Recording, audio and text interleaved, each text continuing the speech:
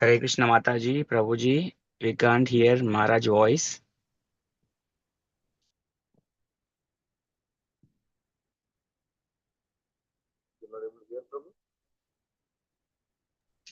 Yes, Prabhuji, it was on mute before.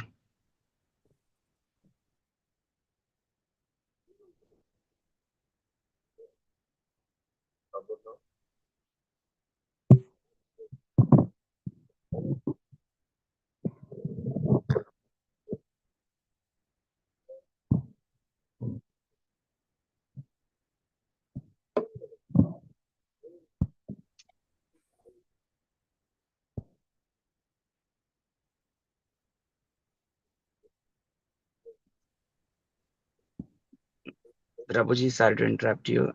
We can't hear still.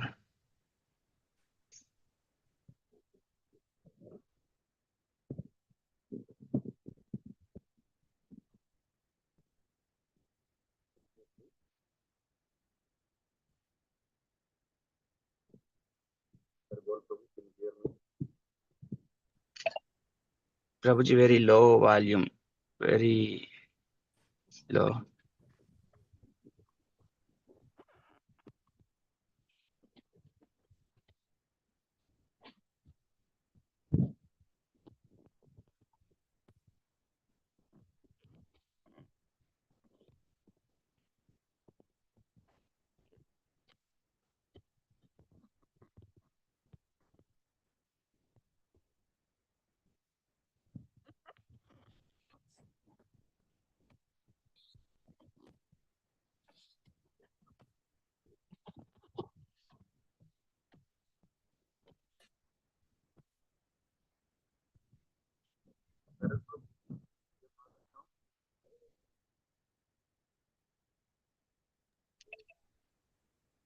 We can't hear Maharaj. We can hear your voice a little bit, Prabhuji.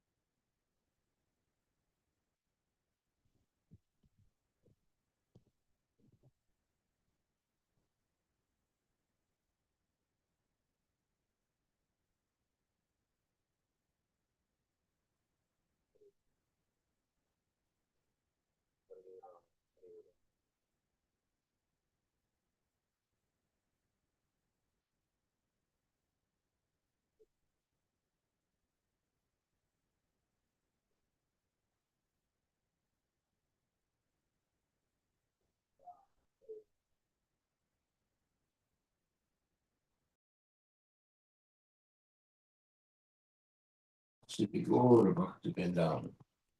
Is it okay now? Can you hear? Yes, yes. Now it's very loud and clear. Normal. Okay, very good. You go ahead. So, Hare Krishna, my dear devotees. Today we're hearing from Canto 3, Chapter 29, and text 24.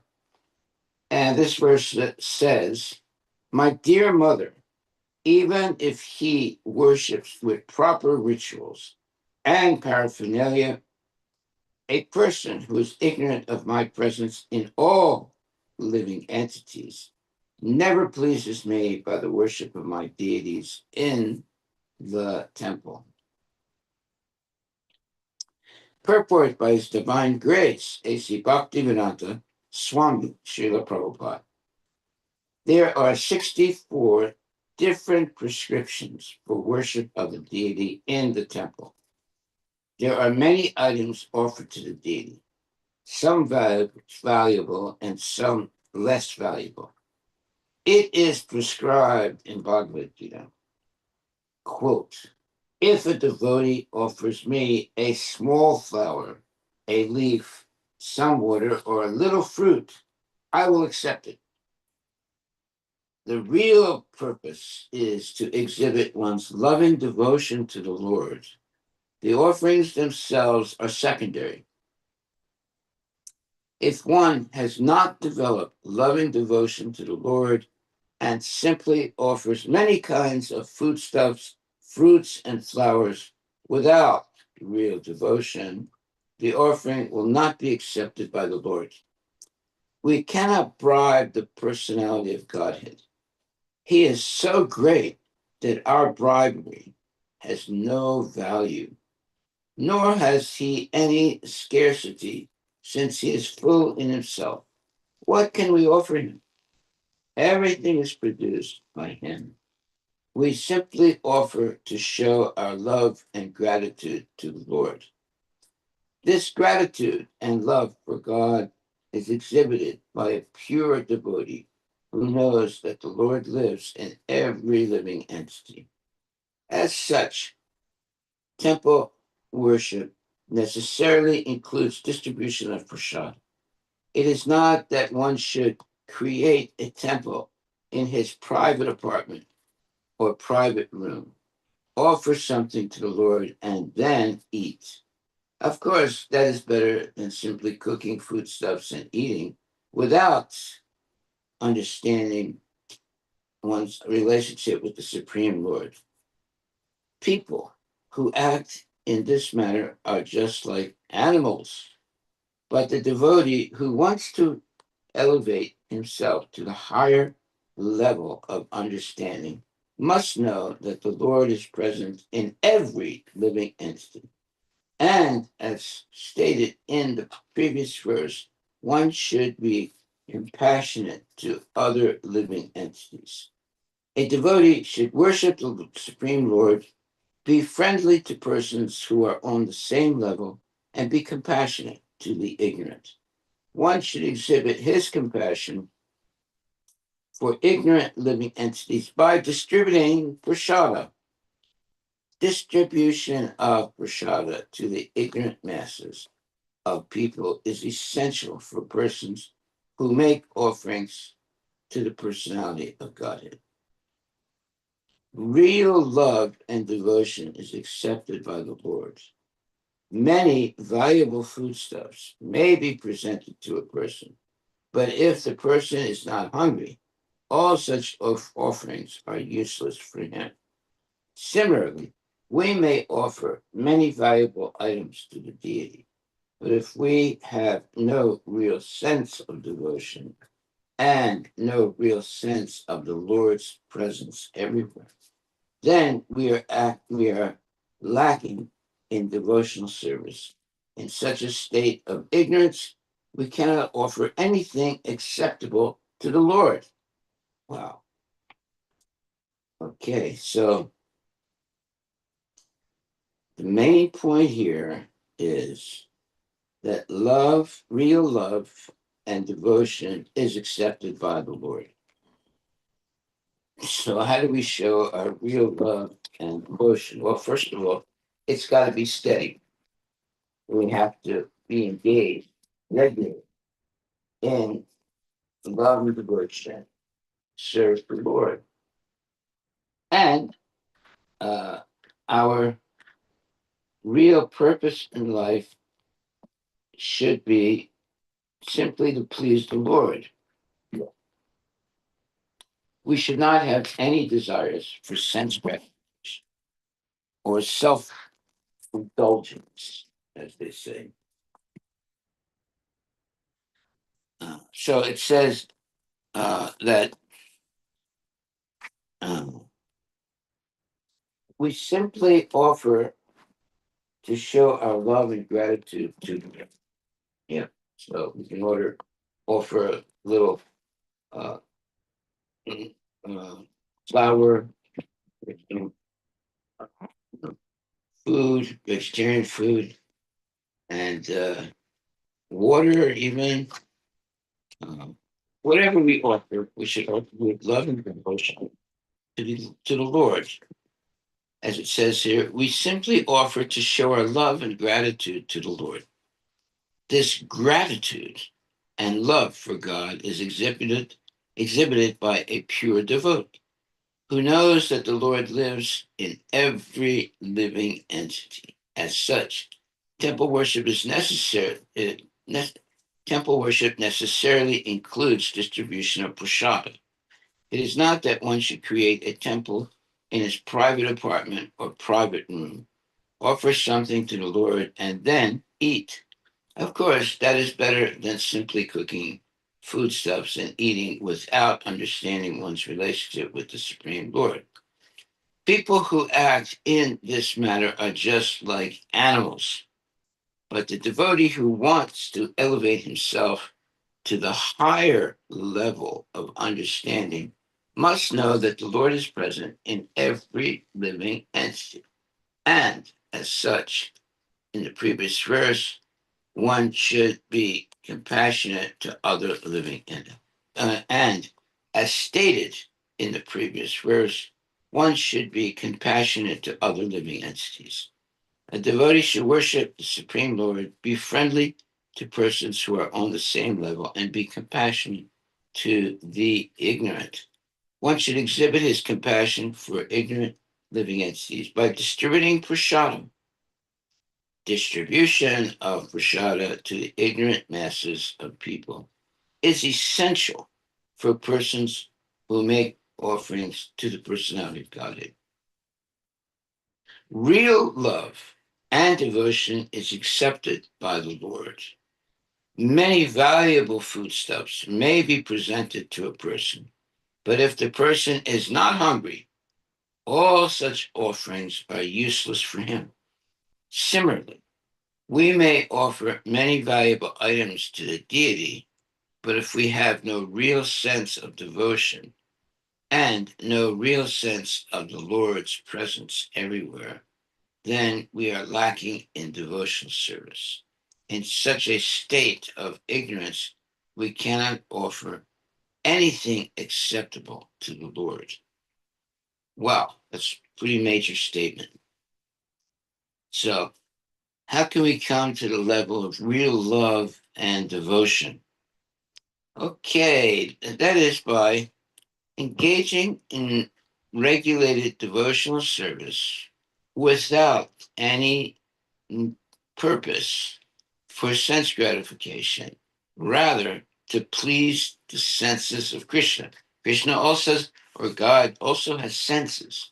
So instead of trying to please our own senses, we should always try to please the senses of Krishna. So, therefore, uh, there are many devotees, they'll bring nice fruits and nice vegetables to be offered to the Lord. And one might say, well, why are you spending so much money just for a statue? Well, they don't understand what Krishna consciousness is. We're not just bringing some food stuff for a statue. We know that Lord Krishna actually eats, and he also hears, and he also has all his senses that are much more evolved than our senses. Even though he may be present in the form of a deity in marble or wood or even a picture. So that all this sounds very strange to non-devotees, but to real devotees, they know that Krishna is present everywhere.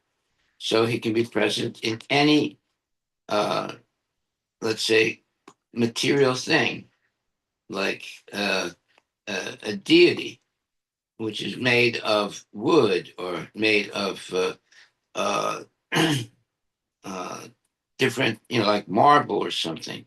It doesn't matter what material is used to make the form of the deity. What matters is if we worship the deity with love and devotion, then Krishna is present and he reciprocates with us. And you will see that when you sincerely serve the deity on a regular basis. So that reciprocation is in the form of revealing to the devotee knowledge and remembrance of the Lord. That's very important. Knowledge and remembrance of the Lord.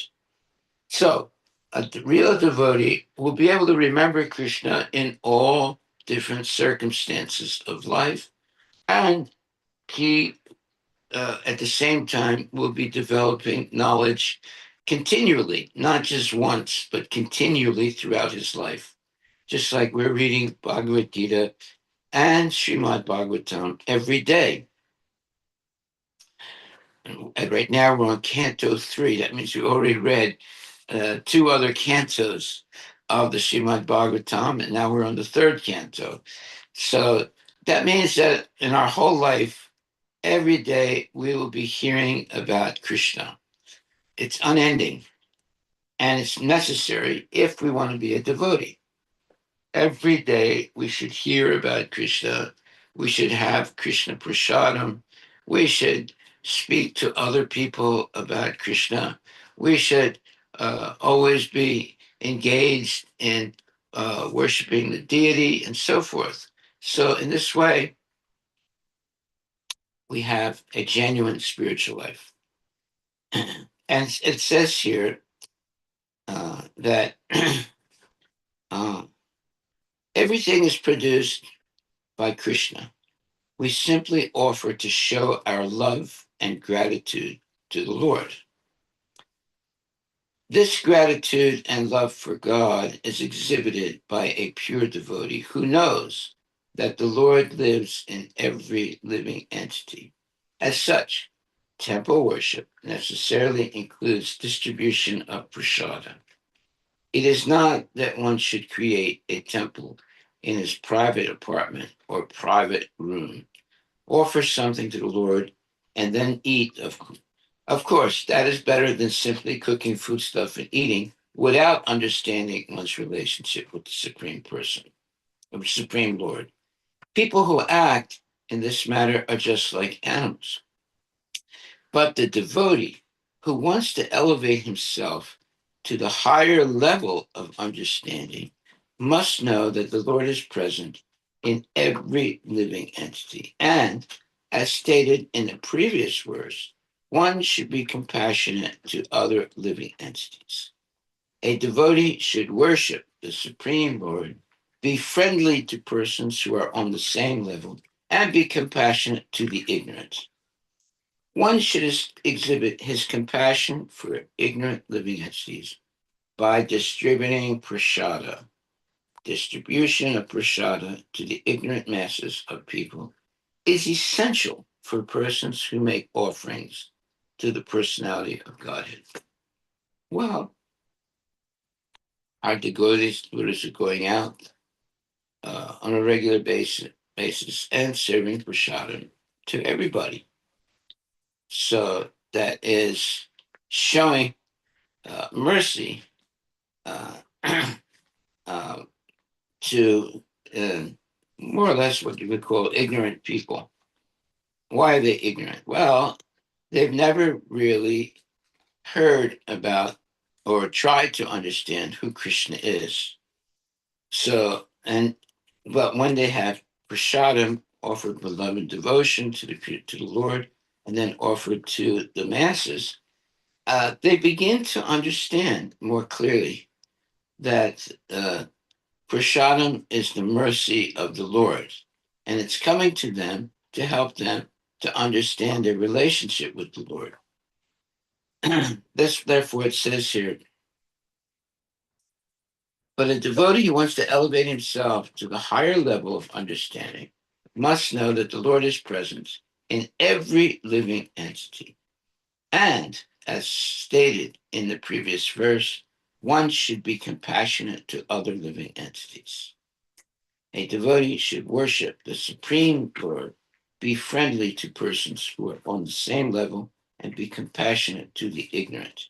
One should exhibit his compassion for ignorant living entities by distributing prasada. Distribution of prasada to the ignorant masses of people is essential for persons who make offerings to the personality of Godhead. Well, now we see how important prasadam distribution is. Yeah. Very, very important. Real love and devotion is accepted by the Lord. Many valuable foodstuffs may be presented to a person, but if the person is not hungry, all such offerings are useless for him. Similarly, we may offer many valuable items to the deity, but if we have no real sense of devotion and no real sense of the Lord's presence everywhere, then we are lacking in devotional service. In such a state of ignorance, we cannot offer anything acceptable to the Lord. Okay, now Krishna, therefore, is not obliged to accept any offering that we make. But if the offering is made with love and devotion, then the Lord will accept the offering because it's given to the Lord with love and devotion. What is important is not exactly the food itself or the present or the money. What is important is the love and devotion with which one offers these things. So, love and devotion is not a complicated thing, right? You love someone, well, that means that you offer it with full dedication and it's regulated also. In other words, you just don't offer once and that's it. You're offering every day by hearing and chanting the glories of the Lord and helping other people understand Krishna and come to the temple with reverence because they're beginning to understand that there's no difference between the deity and the Lord. And therefore, when they come and make offerings, there's no question is about the Lord eating the prasadam. The Lord can eat with any part of his body. So he can eat by hearing, he can eat by seeing, he can eat by any limb of his body. So, therefore, uh, he can eat and then offer back his mercy in the form of prasada. So, we have to have this faith. Faith in the Lord is essential for advancing in spiritual life. So it says here that it is not that one should create a temple in his private apartment or private room. Offer something to the Lord and then eat. Of course, that is better than simply cooking foodstuffs and eating without understanding one's relationship with the Supreme Lord. People who act in this manner are just like animals. But the devotee who wants to elevate himself to the higher level of understanding must know that the Lord is present in every living entity. And, as stated in the previous verse, one should be compassionate to other living entities. A devotee should worship the Supreme Lord, be friendly to persons who are on the same level, and be compassionate to the ignorant. One should exhibit his compassion for ignorant living entities by distributing prasada. Distribution of prasada to the ignorant masses of people is essential for persons who make offerings to the personality of Godhead. Well, this is why we have our food trucks. This is why we have prasadam. Also, when our devotees go out on the Harinam Sankirtan, they always have prasadam. And in our temples, there's always prasadam for the people that come. And in this way, we try and help everyone have some kind of relationship with Krishna. If they're not interested in hearing about Krishna, at least we are giving them prasadam. That way they're associating with Krishna also. So real love and devotion is accepted by the Lord. Many valuable foodstuffs may be presented to a person, but if the person is not hungry, all such offerings are useless for him. Similarly, we may offer many valuable items to the deity, but if we have no real sense of devotion and no real sense of the Lord's presence everywhere, then we are lacking in devotional service in such a state of ignorance. We cannot offer anything acceptable to the Lord. Okay, so basically it's saying that Krishna is not obliged to accept our offerings. What he's looking for is not exactly the offering, he's looking for the love and devotion by which we offer it. So it can be just a little piece of an apple or something very humble, but if it's offered with love and devotion, the Lord accepts it. And just like when Krishna was present, uh, he was invited by Duryodhana to take prasadam, and Krishna refused, and he went rather to have prasadam from Vidura, who was a genuine devotee. now, now, Duryodhana was very wealthy, and he would have offered very opulent prasadam to Krishna, but Krishna rejected it because Duryodhana was not a genuine devotee. Look, Duryodhana was not an ignorant person. He knew a lot of things, but his problem was he was jealous of the of uh, Arjuna. That destroyed all the good qualities that he had. This jealousy is something that has no, let's say, value in Krishna consciousness. Rather than being jealous, we should be respectful and full of love and devotion. Jealousy is very destructive, and it's not only destructive for other people, but it's destructive for the person who's jealous because they will not be Krishna conscious in this lifetime. You know, jealousy is something that we have to give up completely and replace it with genuine love and devotion for Krishna and for all living entities. So devotee is merciful to all living entities, not just to one, let's say, ethnicity. That's why it says here, uh,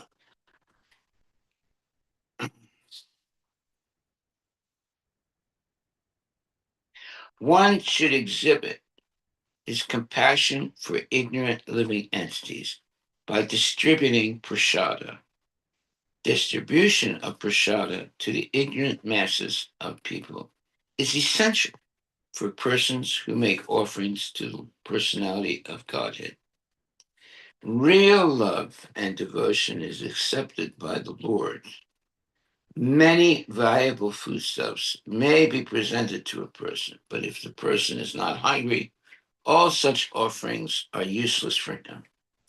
Similarly, we may offer many valuable items to the deity, but if we have no real sense of devotion and no real sense of the Lord's presence everywhere, then we are lacking in devotional service in such a state of ignorance. We cannot offer anything acceptable to the Lord. Okay, so therefore we have to be very careful when we're making offerings to the Lord. It should be with consciousness of our gratitude that we have a chance to be engaged in the service of the Lord and making offerings to the Lord with love and devotion. And then there's reciprocation. That's why it says here,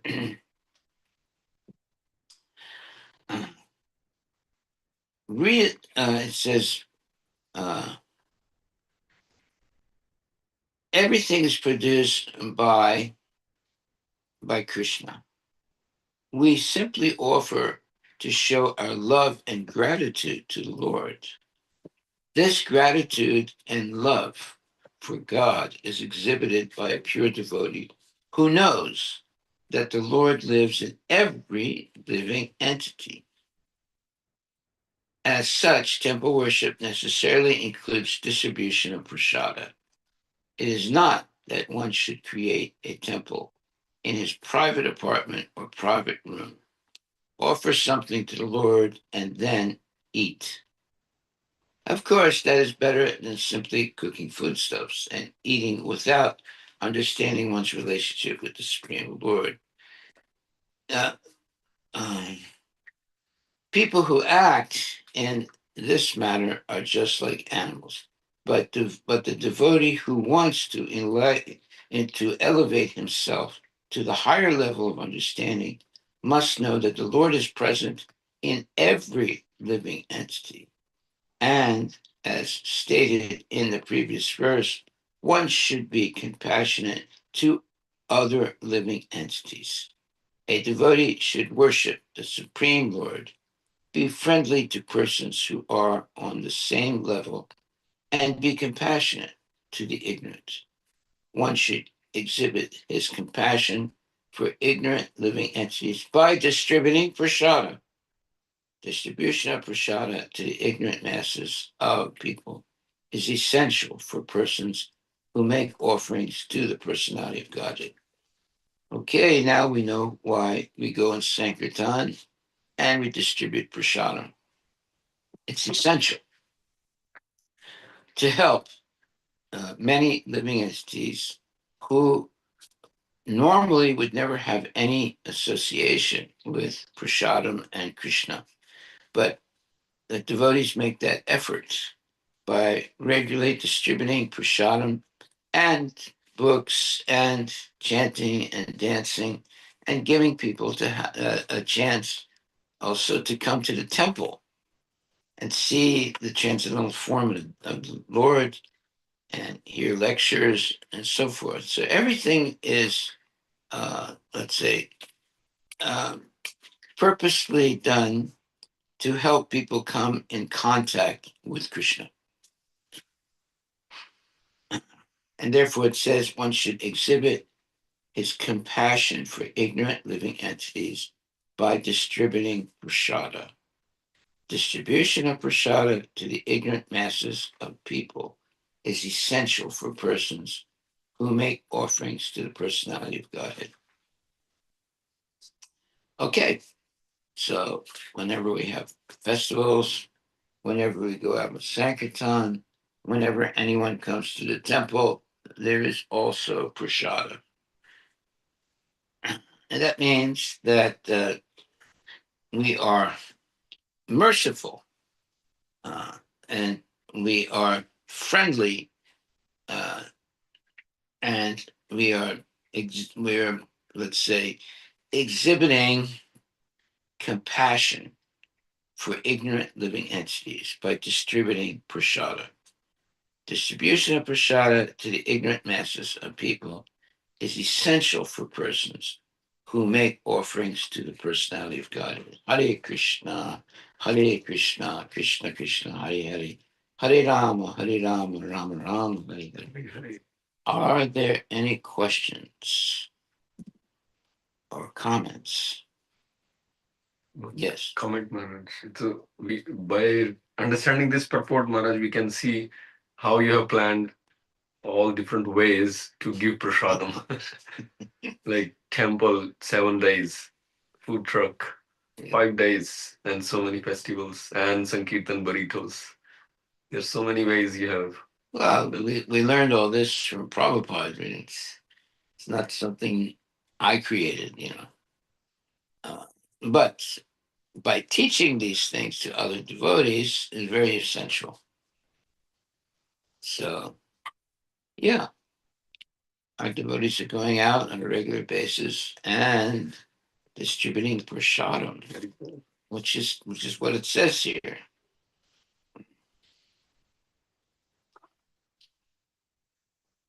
One should exhibit his compassion for ignorant living entities by distributing prasada. Distribution of prasada to the ignorant masses of people is essential for persons who make offerings to the personality of Godhead. Yes. Yeah, the first time I met devotees, they invited me to have prasadam. And I liked it. And I kept going back because they were always distributing prasadam. Here it is. That's what hooked me to Krishna consciousness. It wasn't the philosophy; it was the prasadam and the niceness of the devotees. They were very, very nice and very loving.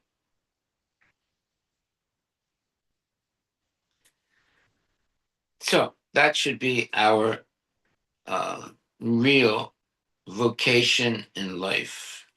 Distributing prasadam and giving everyone a chance to come in contact with Krishna through books, through prasadam, through association, in every different way to come in contact with Krishna.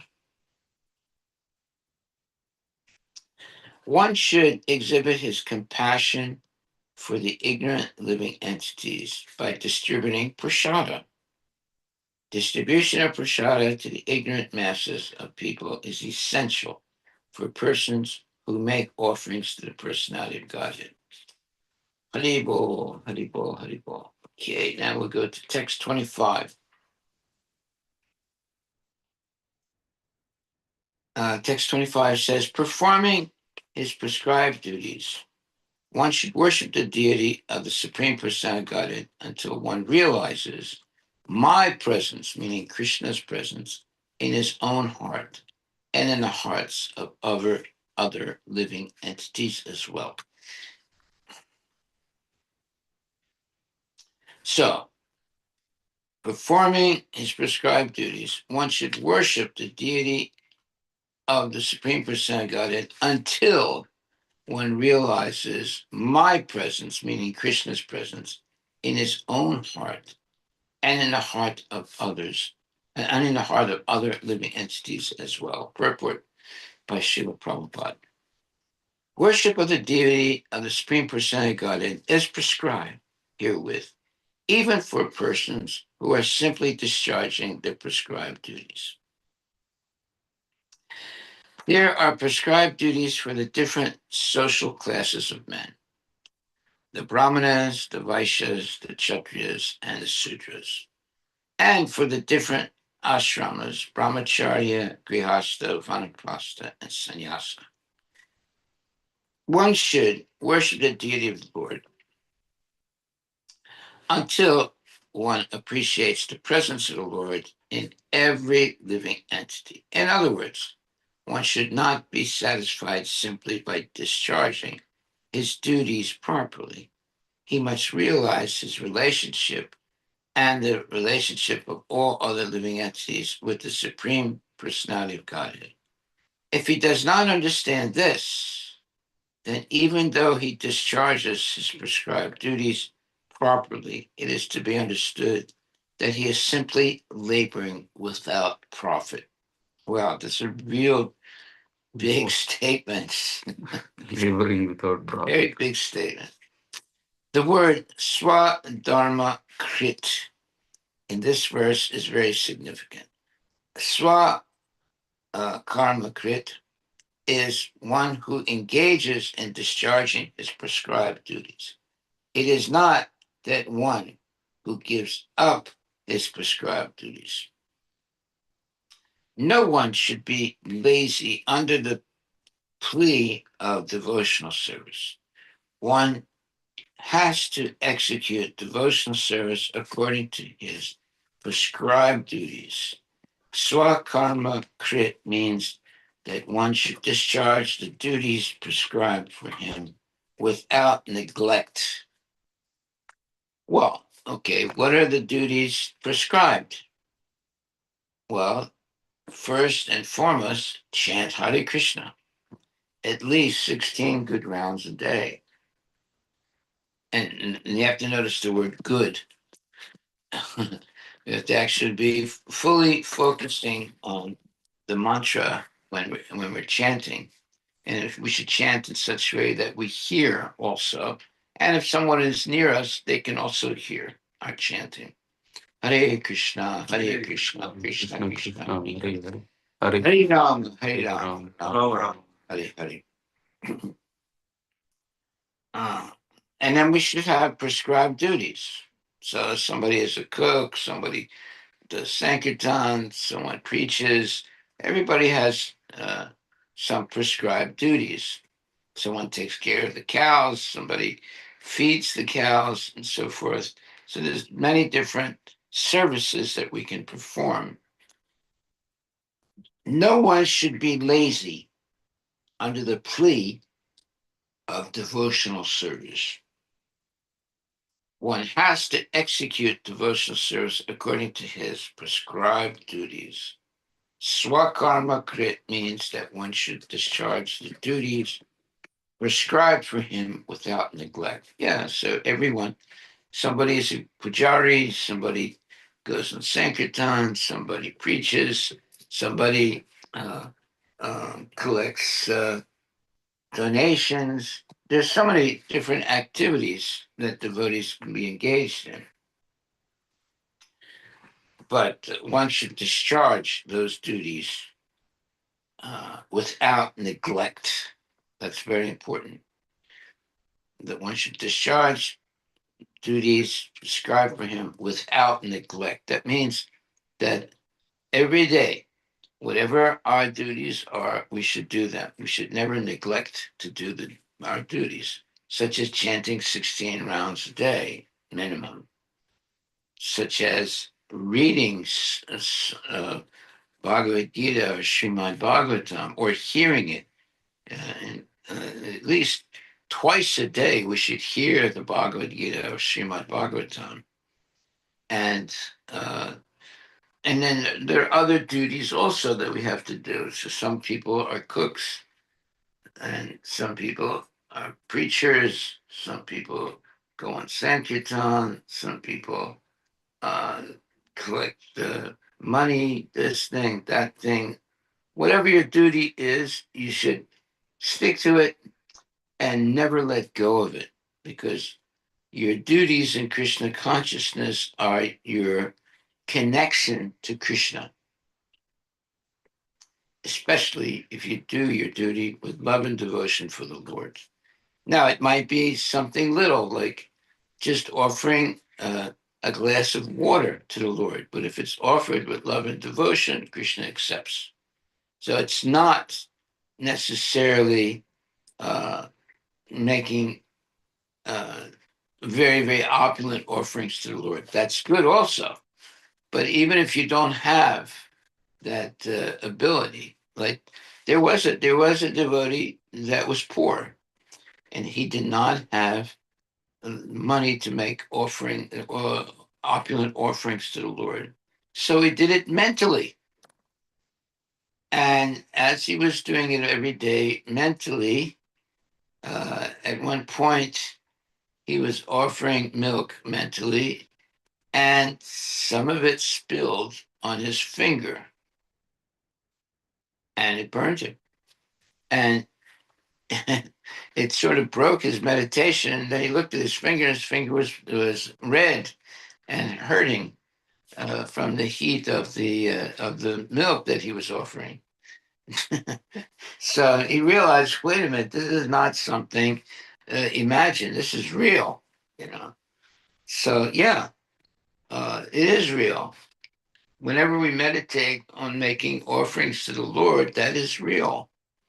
And the Lord will accept if it's done with love and devotion. Okay.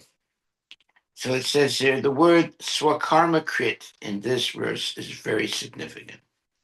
Swakarmakrit is one who engages in discharging his prescribed duties. It is not that one who has become a devotee of the Lord or who engages in devotional service should give up his prescribed duties.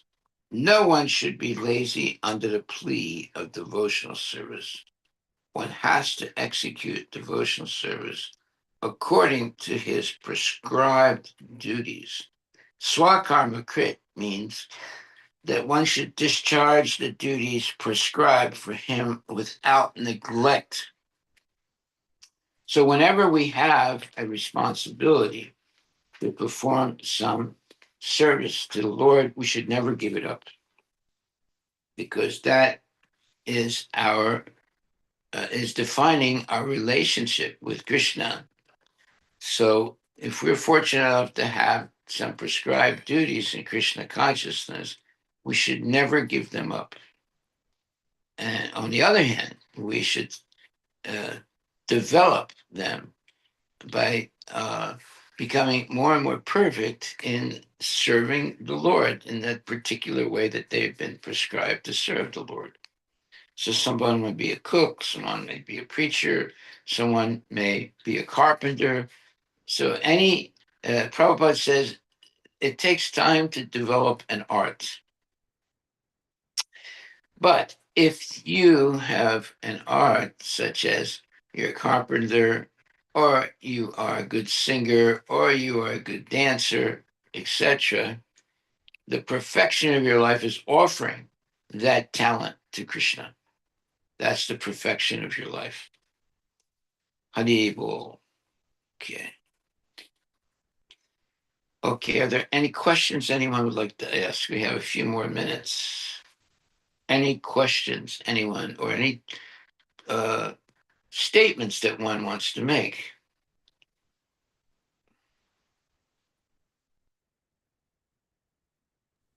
Hare Krishna, can I ask a question? Yes. So, Maharaj, this thing that being lazy in devotional life, this point, what does one do when one does really want to do whatever, seva he wants to do, but is boggled down with household responsibilities or kids' responsibilities, and you feel very sad that you're not able to do what you really want to do, like any prescribed duties or anything. So, how does one look at it? Oh, this question was asked by a girl, by a Mataji to Prabhupada. She said, "Oh, Prabhupada, I feel so bad because I'm a mother and I have to take care of my children, and I'm not able to go out on Sankirtan very much and serve you in the way that so many other devotees are serving you." And Prabhupada said, "Well, by uh, taking care of your children is very important. And if you can do that, in a very nice way, you're serving Krishna. So you're connected to Krishna by serving your child to become a devotee." So, it's not meant, you might not be able to go out on Sankirtan because you have responsibilities of children. But if you teach your children to be Krishna conscious, that is accepted by Krishna as your Sankirtan, right? Sankirtan is basically spreading Krishna consciousness. So it begins at home. It begins with your own children and your own husband and yourself, having a home in which there's always chanting of Hare Krishna and celebrating the different festivals of Krishna consciousness and so forth, and regularly coming to the temple. Just like my great auntie, she would take me every Sunday to church, which she never missed. And that was very, very important for me. It taught me to regularly go to the church and bow down to the Lord. And there was Sunday school and so forth. So that regular, let's say, uh, duty of coming to the temple, hearing the lectures, engaging in devotional service, and bowing down before the deities. This is something we have to teach our children. If we don't go regularly to the temple, how do you expect your children to become, uh, devotees? It's not possible.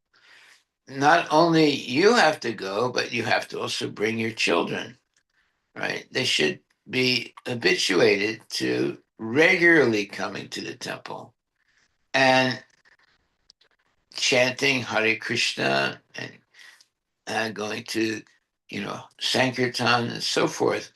So, a family that prays together stays together.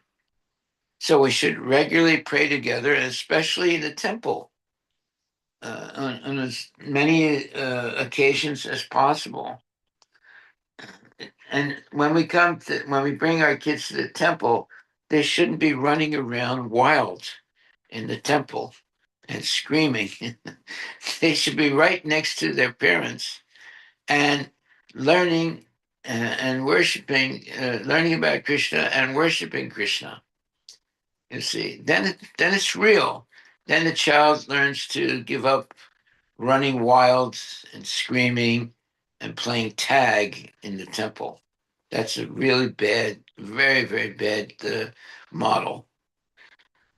But when children are serious about hearing and chanting and dancing and having prasadam and distributing prasadam and coming on Sankirtan and so forth, then they become Krishna conscious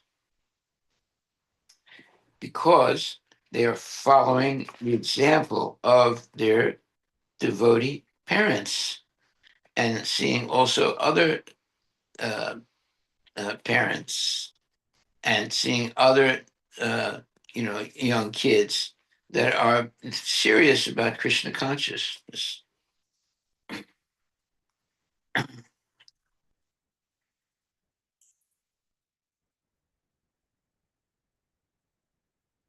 And so this verse is actually really nice. In verse 25, it says, performing his prescribed duties, one should worship the deity of the Supreme Personality of Godhead until one realizes my presence in his own heart and in the hearts of other living entities. That's real education. When you realize that Krishna is in your heart and in the hearts of other living entities. It's a very profound statement, actually.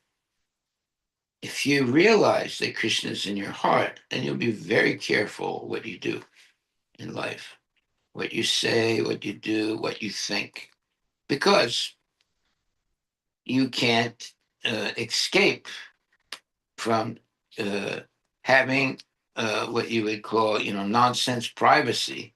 There's no privacy in the world because Krishna is in the heart of every living entity. So if you think that oh, well, I just came home, I went up to my room, I locked the door, I closed the windows, and now I'm free to do whatever I want. No, that Krishna is there, even in your locked apartment or room. So you can't really uh, get get free of Krishna because Krishna is in the heart of every living entity, and he is everywhere present. These are things that have to be taught. These are fundamental things that we have to teach our kids, and we have to practice that also. You cannot be free from Krishna because he's everywhere. He's the supreme personality of Godhead. So therefore, it's not that, well, I'll be very careful when I go to the temple, but when I go out, I can really, do nonsense things. No. If you are being careful in the temple, you have to be careful everywhere, because you're understanding that the Lord is present everywhere. You cannot be somewhere where Krishna does not exist. He's present everywhere. That's why it says in this verse, a very interesting verse, it says, performing your prescribed duties, one should worship the deity of the Supreme Personality of Godhead until one realizes my presence, meaning Krishna's presence, in his own heart and in the hearts of other living entities as well. Yeah, that is real education. So when a child realizes, wait a minute, I shouldn't be running around like and making a lot of noise, and coming to the temple is for having a playground. No. So when the child realizes Krishna's presence in his own heart and in the hearts of other living entities as well, and therefore when one goes to the temple, they have to uh, realize the presence of Krishna in the deity and be interested in serving the deity and hearing the lectures and engaging in devotional service. So a child that's engaging in devotional service becomes a devotee, and he does it with his parents. So the parents should not think that, well, I did my duty by bringing my child to the temple. That's not enough. They should be next to their child and do the same things that the parents should be uh, with the child when the child is in a class, uh, especially the very young children. They should be there next to the child and here making sure the child is behaving nicely and learn with the child. So that's something that is much more powerful than simply leaving the child to be educated by a teacher. Especially in spiritual life, the parent should be with the child all the time and hearing the lectures and bowing down and chanting Hare Krishna and so forth. Then the child takes it seriously and the child becomes serious. Uh, and that's why it says in this verse, this very good verse, it says, performing his prescribed duties, one should worship the deity of the Supreme Personality of Godhead until one realizes my presence, meaning Krishna's presence, in his own heart and in the hearts of other living entities as well. That's real education. So that doesn't mean once you do that, you give up doing that. That means that for the rest of your life, you're going to always realize the presence of Krishna in one's heart and in the hearts of other living entities.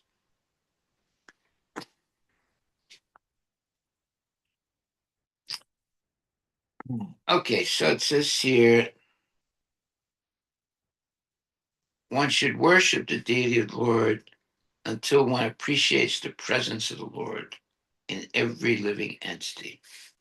But that doesn't mean that as soon as you do appreciate the presence of the Lord in every living entity, you give up doing Krishna consciousness. It means that as soon as you come to that level, then you should maintain that for the rest of your life. In other words, one should not be satisfied simply by discharging his duties properly. He must realize his relationship and the relationship of all other living entities with the Supreme Personality of Godhead. If he does not understand this, then even though he discharges his prescribed duties properly, it is to be understood that he is simply laboring without profit.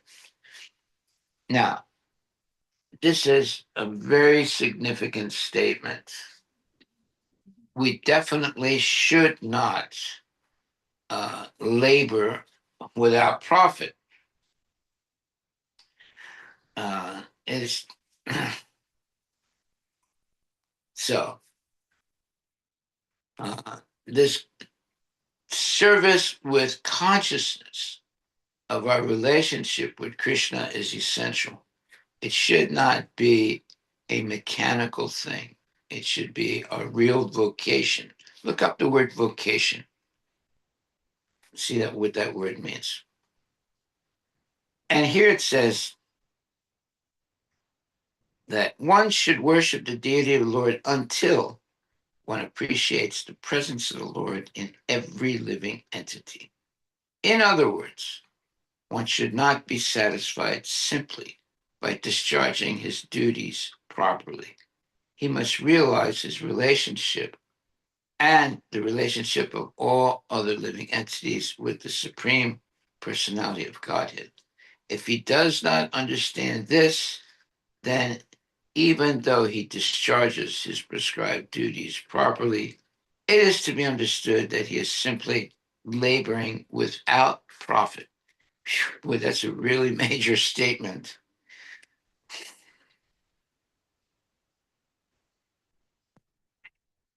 What does it say? The meaning of vocation, a strong feeling of suitability for a particular career or occupation. All right. Another meaning is a person's employment or main occupation, especially regarded as particularly worthy and requiring great dedication. Yeah. So that's a definition of a devotee, right? Read that second definition. A person's employment or main occupation, especially regarded as particularly worthy and requiring great dedication. Right. So that should be our culture.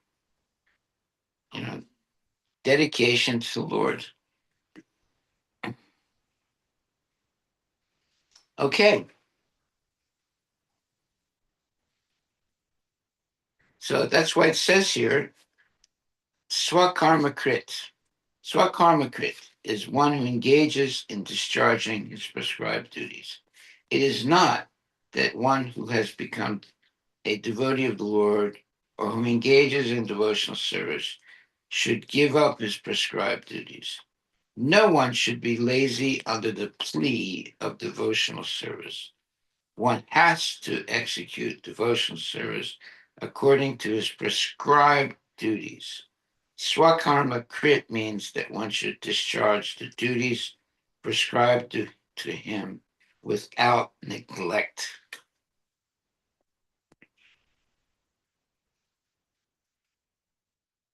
Yeah, so basically it's saying when you've been given service, seva, you should never let go of it. And instead of giving it up, you should eventually develop the desire to have more service. Because by serving Krishna with no material motive, but simply for love of the Lord, we come closer and closer to Krishna in that way. So therefore, we should never give up any service that has been given to us.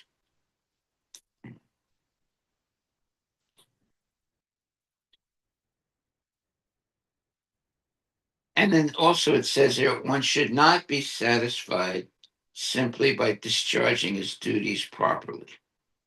He must realize his relationship and the relationship of all other living entities with the Supreme Personality of Godhead. If he does not understand this, then even though he discharges his prescribed duties properly, it is to be understood that he is simply laboring without profit. Wow, that's a huge statement. Laboring without profit.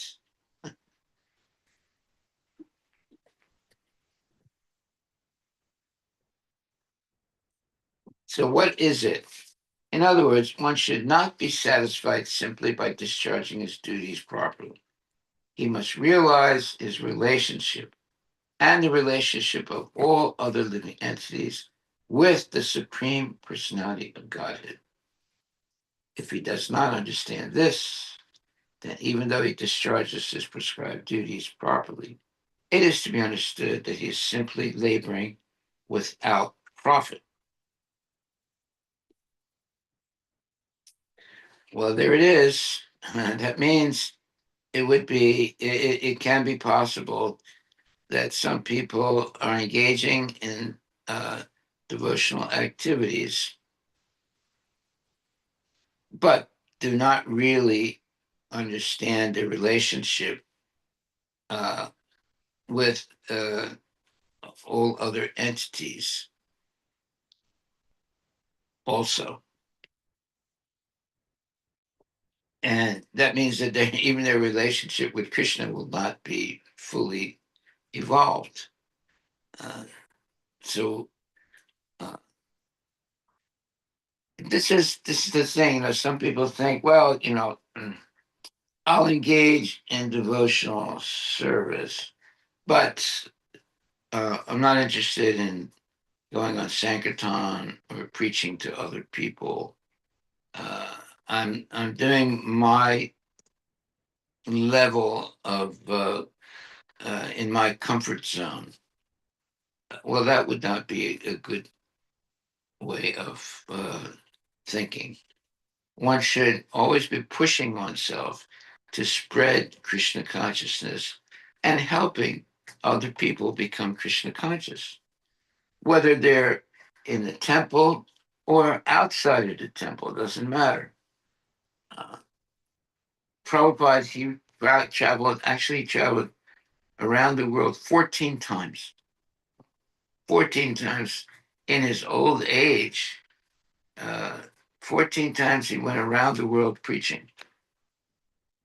So, although he was very old, although he had, some sicknesses, uh, he had diabetes, you know, but yet he just kept going 14 times around the world. You imagine what that means for, 70-year-old man. It's not easy to do that. But he was determined to spread Krishna consciousness all over the world, and he did. Okay, thank you very much. If there are no questions, then we will not end this class, but Take a short break. take a little break of 11 hours. But actually, there's no break. We always should be thinking about these things, especially what we hear in these verses. Any other questions online? Yes. Hare Krishna Maharaj, Haribol. please accept my humble obeisances. So Maharaj, is there a difference between devotional activity and prescribed duty for a devotee? Well, it's all depends on your consciousness. If you take your prescribed duty as your relationship as the way of serving Krishna with love and devotion, then there's no difference. But if you think of it as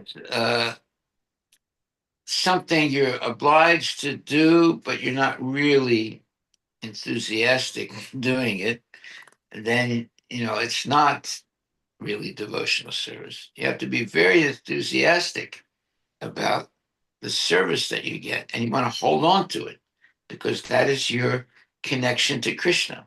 Whatever service it is, it might start out to be like taking the trash out every day. That's okay. You should be very, very thankful to have some service. You should hold on to it. And then from that is your base. And then you build on that base and get more responsibilities. but never give up any responsibility that you have in Krishna consciousness. That would be a mistake.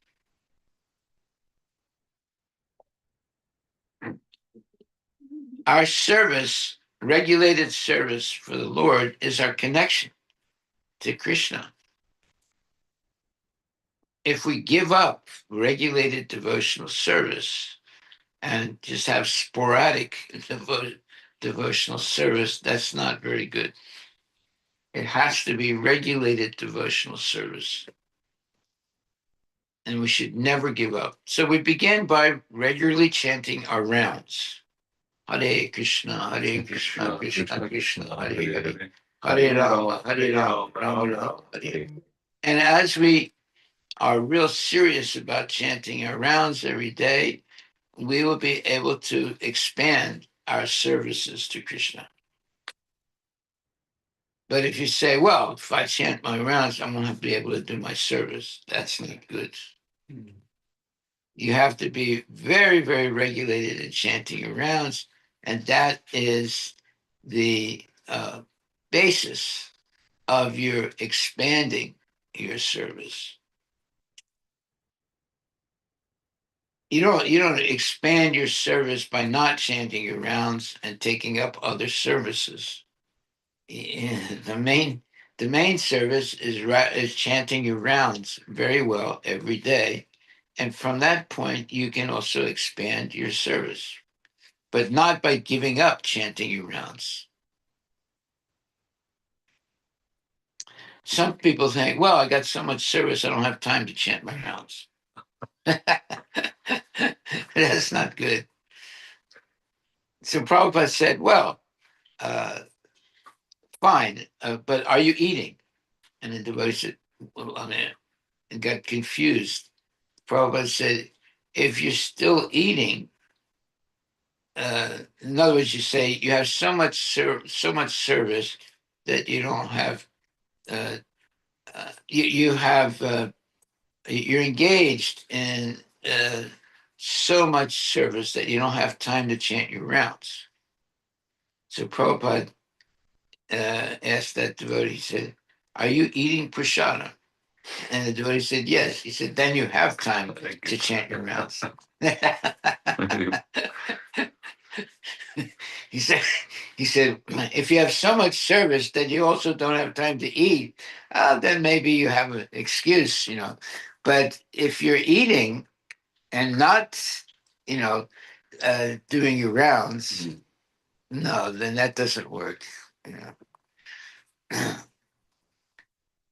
Prabhupada is really very smart, He knows how to catch people who are cheaters. Any other questions? Maharaj, just one clarification. In the translation, it says the word until one realizes. So does it mean like deity worship is until someone is realizing? I'm just wondering. No, it doesn't mean that you stop. Yeah, means Mayavadi can take this other way around as well, right? Like they can say until. No, my body people are nonsense. No, until that means that, but you continue. It's not that until you understand, then you stop. Right? No. Okay.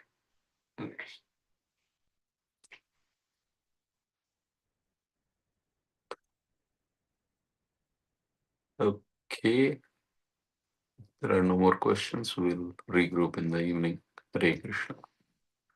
There's another nice statement here, Prabhupada says, no one should be lazy under the plea of devotional service. One has to execute devotional service according to his prescribed duties. Swakarma krit means that one should discharge the duties prescribed for him without neglect. So one should not be lazy under the plea of devotional service. In other words, they can say, well, I have devotional service, that's why I don't have time to chant my rounds. So then Prabhupada said, but are you eating prasadam? And that sort of shocked the devotee. He said, yes. He said, then you have time to chant your rounds. And if you don't have time to chant your rounds, then stop eating. But if you have time to eat, right, that means you should have time for chanting your rounds also.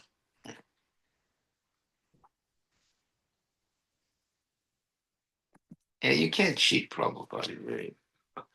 He's a Calcutta boy, he's very sharp. Hare Hare Krishna.